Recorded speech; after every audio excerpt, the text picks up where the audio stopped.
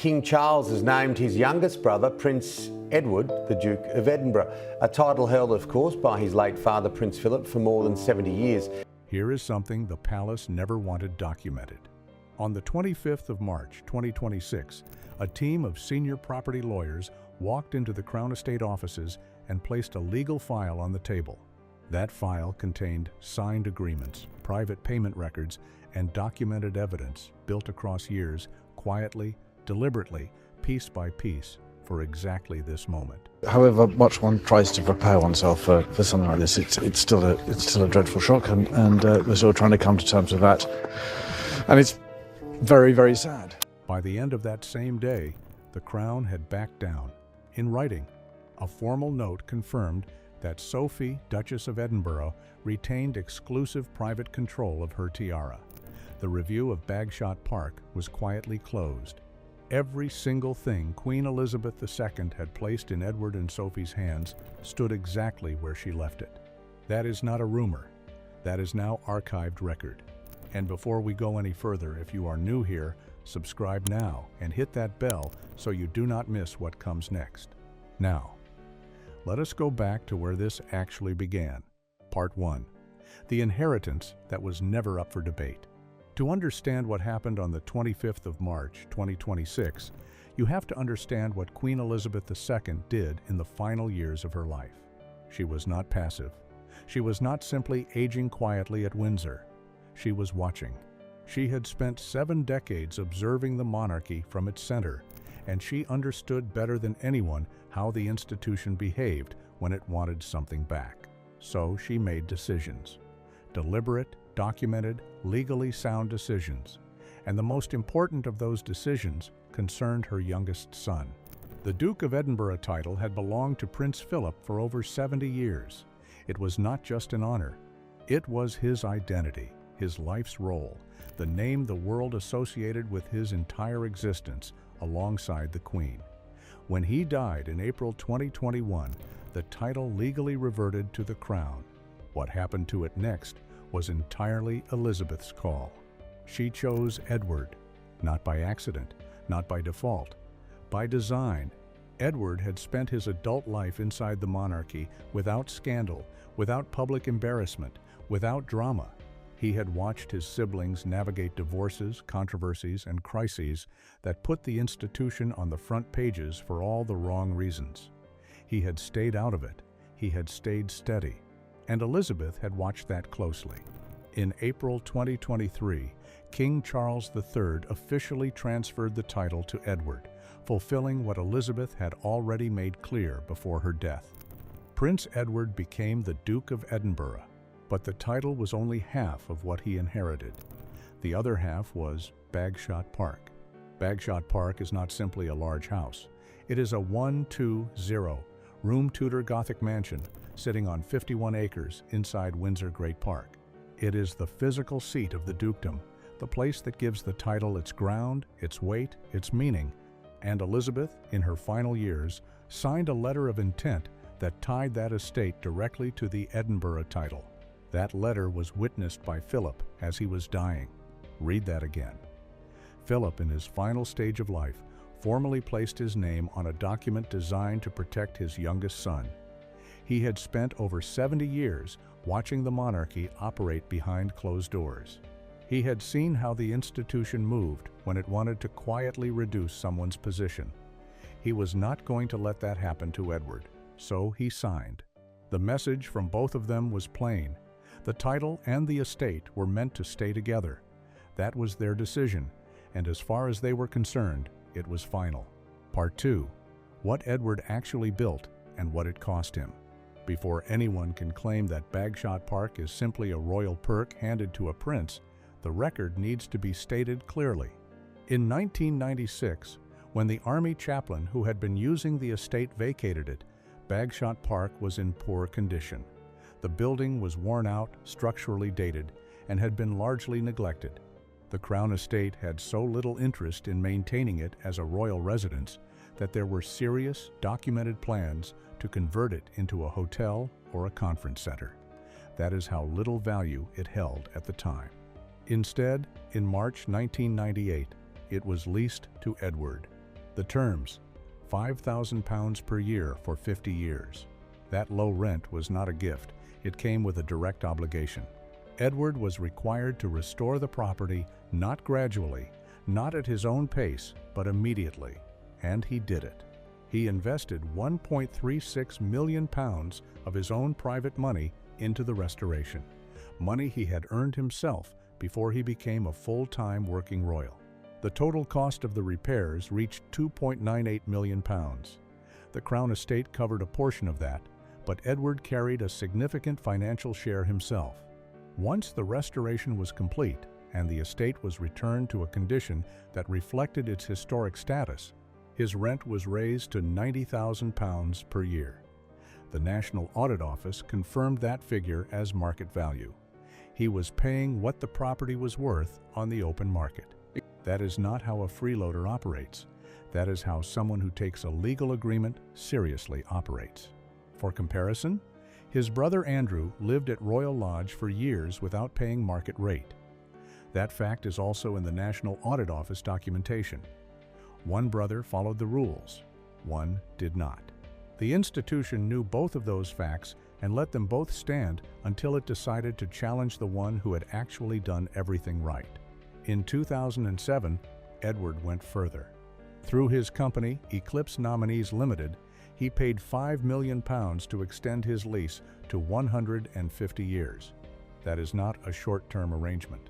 That is a generational commitment to a property. His lease agreement also gave him the legal right to sell the lease and retain the profit. He was not squatting in a palace property. He had built a structured, documented, financially invested legal position over the course of nearly 3 decades. By 2026, Bagshot Park had a market value of approximately £30 million. That is the number that explains everything. When pressure began building on Edward to relinquish the estate, it was not about modernization. It was not about streamlining the monarchy. There was a £30 million asset sitting inside a legal arrangement that the Crown could not touch, and someone wanted it back. Part 3. The Jewelry Audit and What It Actually Meant. Subscribe if you are not already. What comes next is the part that broke the situation wide open, and it did not involve property at all. Earlier in 2026, before the lawyers ever arrived with the Bagshot Park dossier, a palace official appeared with a clipboard and a quiet instruction. The visit originated from the office of Queen Camilla. It was presented as a jewelry audit described officially as a routine review, a national heritage check, administrative language, neutral framing. What it actually was, someone had come to question jewelry that Sophie, Duchess of Edinburgh, had worn as her own for 25 years. The item at the center of the audit was the Anthem tiara. This piece has a specific and documented history. It was not a standard royal loan from a central vault. It was commissioned specifically for Sophie's wedding in June 1999 by Queen Elizabeth II herself. The tiara was constructed using 4 antique elements in a honeysuckle design sourced from the private collection of Queen Victoria. It was made for one purpose, to be worn by Sophie on her wedding day. And from that day forward, it was the primary tiara she wore throughout her public royal duties. That detail matters more than it might appear on the surface. Sophie was never placed at the center of royal jewelry access the way other senior royals were. She was not given open access to the grand state tiaras. That was understood inside the family. It was never formally stated, but it was the reality of her position. The Anthem tiara was her piece, her crown, the one item that marked her presence in the family at the highest visual level. The argument brought through Camilla's office was constructed in legal language, but its meaning was direct. Because the tiara incorporated gold and stones originating from Queen Victoria's era, it could potentially be classified as Crown property. Under that classification, it should be held in the central royal vault and issued to Sophie only for official use, meaning she would no longer own it. She would need permission to wear the tiara given to her on her wedding day. The implications of that argument did not stop with one piece of jewelry. If that classification logic was valid, It opened the door to reviewing dozens of personal gifts Elizabeth had given across her 70-year reign. It did not stop with Sophie. It reached across the entire family. And it circled back on Camilla herself, whose own jewelry collection draws directly from royal sources. Apply the same rule universally, and that collection falls into the same category. Edward's legal team identified that immediately. But the situation carried something even heavier behind it. The public had seen this pattern before. After Princess Diana died, a diamond and emerald necklace given to her by the Queen Mother on her wedding day in 1981 was returned to the royal vault. That should have been a closed matter. Instead, it was later taken out, redesigned into a brooch, and worn publicly by Camilla. The reaction at the time was immediate and sharp. The memory of it did not go away. And now the same dynamic was surfacing again, reaching into personal, intimate items and using institutional authority to justify the reach.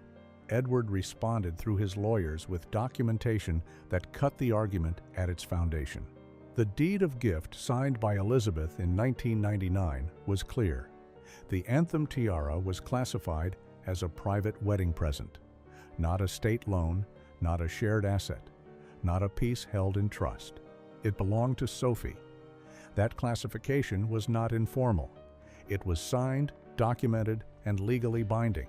Elizabeth had also given Sophie the Royal Victorian Order, an honor given personally by the monarch for direct service. That is not a ceremonial formality. It is a specific statement of trust made directly from sovereign to recipient. So the full record showed. Elizabeth gave Sophie a tiara. She signed a legal document confirming it was a private gift. She separately honored Sophie with a personal royal order. That is a queen making a statement about exactly who she trusted and how she regarded her. Edward had gone even further. In 1999, he had worked with royal jewelers to create a matching set of black and white pearl jewelry for Sophie, a necklace and earrings designed specifically to complement the anthem tiara. The materials were funded through the crown, but Edward held the design rights. His lawyers argued that the tiara and the pearl set constituted a single artistic unit tied to his own design work. Separating the tiara from that unit would require dismantling something he had legal creative rights over. That was another layer of protection, built quietly and years in advance. Behind all of this documentation was something that could not be reduced to legal language. At a Buckingham Palace reception in October 2019, during an event marking the work of the Queen Elizabeth Diamond Jubilee Trust, Sophie was delivering a speech in front of senior royals and guests. In the middle of that speech, she turned toward Elizabeth and said, "Mama, it slipped out." In a room where every word is typically controlled and measured, that word came out naturally. It showed precisely how Sophie saw her. The woman who signed that deed of gift was the woman she called her mother. And now another woman was attempting to use the institution to take that connection apart. By the afternoon of the 25th of March, 2026, Edward's legal team delivered a formal warning. If the claim on the tiara was not withdrawn by the end of the day, they would release private letters written by Elizabeth, letters that explicitly stated her wish for Sophie to retain full ownership of her personal jewelry. And according to those close to the situation, those letters did not stop at jewelry. They included words about Camilla. That threat was significant. Releasing those letters would not simply defend Sophie's ownership of a tiara. It would pull the past back into public view. Elizabeth's long and well-documented coldness toward Camilla, the years it took before any acceptance was extended, the tension that sources close to the family say never fully resolved. Charles had spent years carefully reconstructing Camilla's public image, moving her from one of the most disliked figures in British public life to queen consort. Those letters, if released, could dismantle that work in a single news cycle. By the evening of March 25th, the anthem tiara remained exactly where it had always been, and Edward had it moved into a high-security private safe under the direct control of his own security team. No quiet review. No administrative reclassification, not without a legal fight. Part 4. Princess Anne walks into the room. Stay with this, because what happened next is the part that settled the entire dispute. By the afternoon of the 25th of March, 2026, the fight had moved out of offices and into a private room inside Buckingham Palace. And when Princess Anne walked in, everything in that room changed. There was no small talk, no formal pleasantries, no attempt to soften what she had come to say. She went straight to the point, but to understand why that moment carried the weight it did, you have to understand what had shifted between Anne and Sophie in the years before it. They were not always close. As recently as 2021, Anne kept her distance from Sophie in the way she keeps distance from most people, not out of hostility, but out of the simple fact that she does not perform warmth she does not feel. That is her character, and it has always been her character. Then, Philip died in April 2021. That loss restructured something inside the family. Anne and Sophie both stepped forward to support Elizabeth in her final year. They were around each other nearly every day. The distance between them did not vanish overnight. It dissolved gradually through shared presence, shared loss, and shared responsibility. By the time of Elizabeth's funeral in September 2022, the change was visible to anyone paying attention. As they stood waiting for the coffin, Sophie reached out and placed her hand quietly on Anne's back. A small gesture, a real one. By March 2026, that quiet connection had become something protective and ready to act. When Anne walked into that meeting with Charles, she was not there as his sister making a personal request. She was there as someone who had reviewed the Bagshot Park documents herself. Every payment record, every signed agreement, every Crown Estate acceptance, and had concluded that Edward's position was legally sound and morally unassailable. She told Charles directly, if he allowed private gifts from their mother to be questioned, reclassified, or taken back, then the word of a monarch would mean nothing. And then she delivered the line that stopped the room. If our mother's signature on a lease or a deed of gift is not worth the paper it is written on today, then your signature will be worth even less tomorrow. That is not a family argument. That is a constitutional argument. A king's authority does not originate with him. It flows through every monarch who preceded him.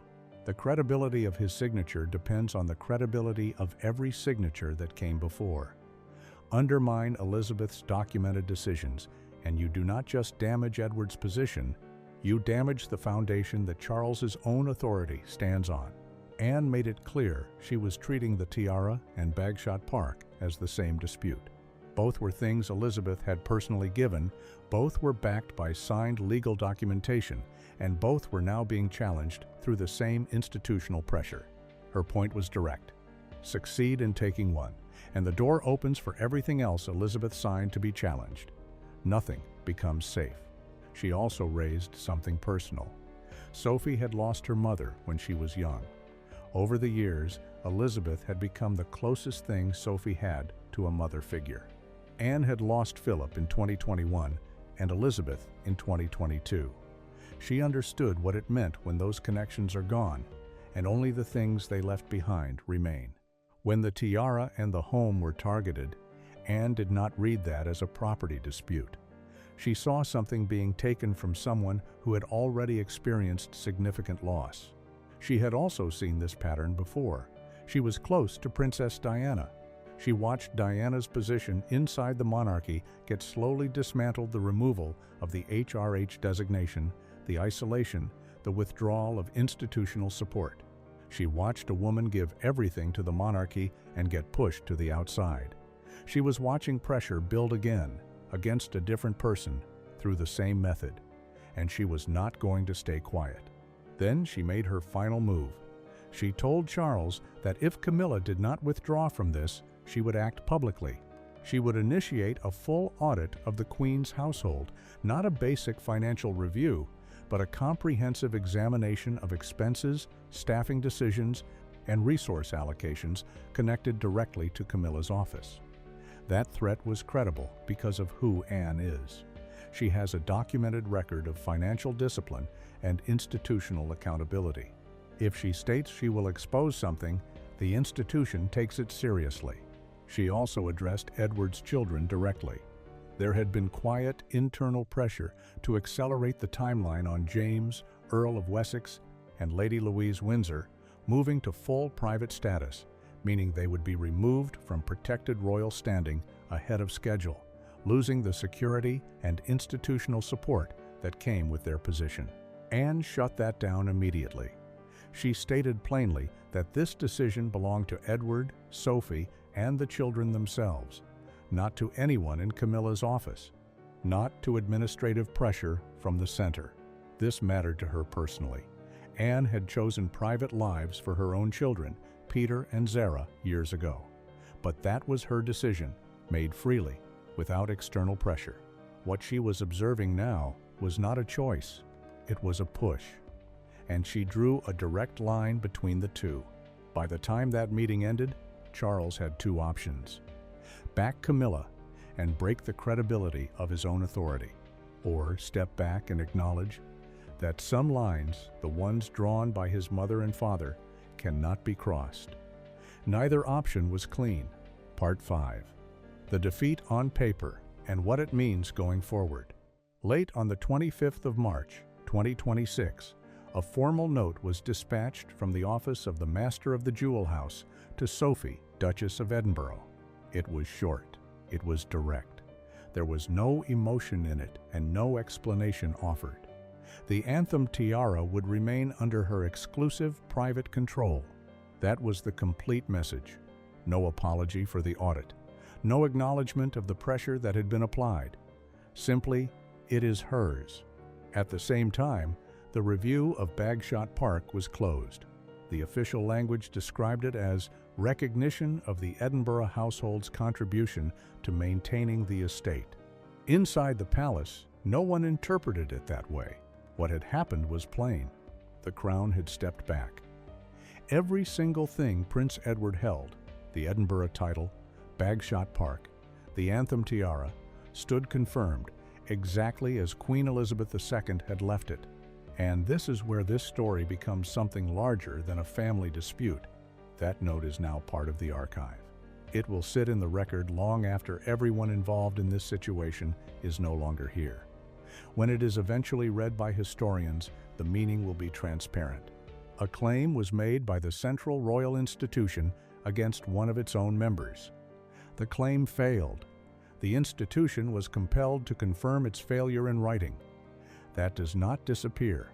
Charles eventually moved outside the legal process entirely.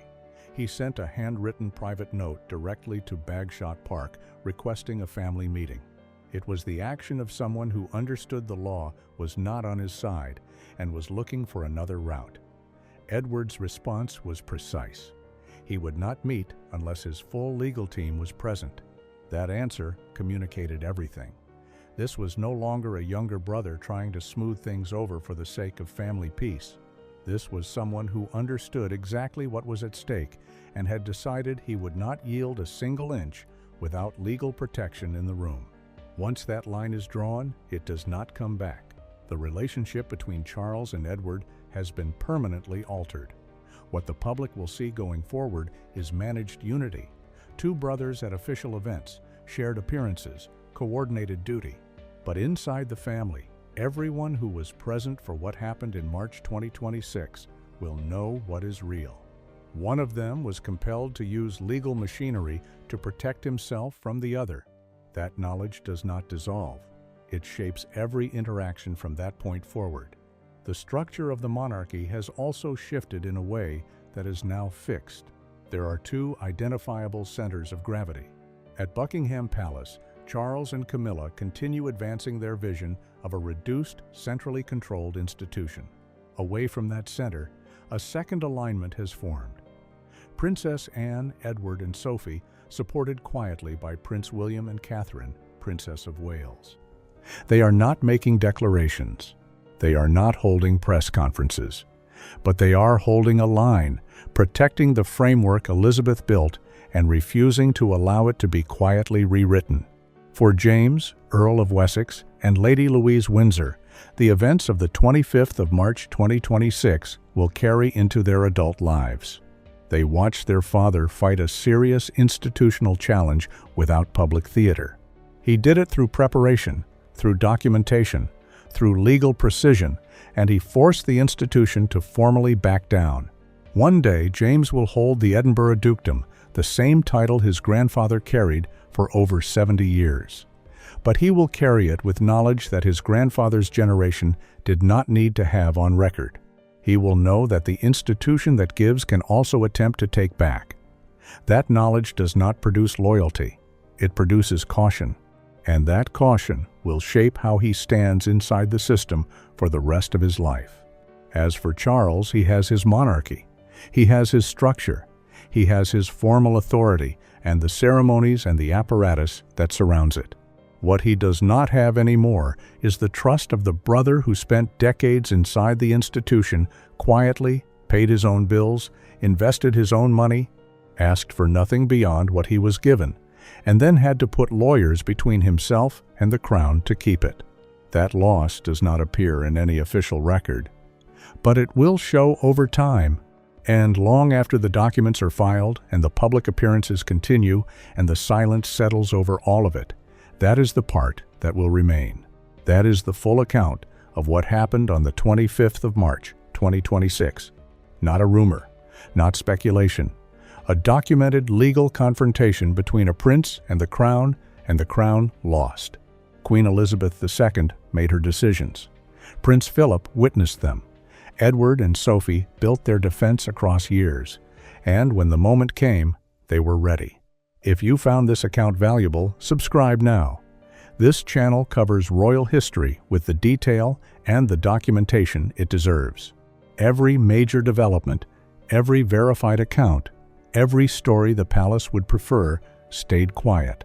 Share this with someone who follows the royal family. Leave a comment with what surprised you most, and hit that notification bell, because what is developing inside the monarchy right now is far from over. We will be back with the next chapter. Do not miss it.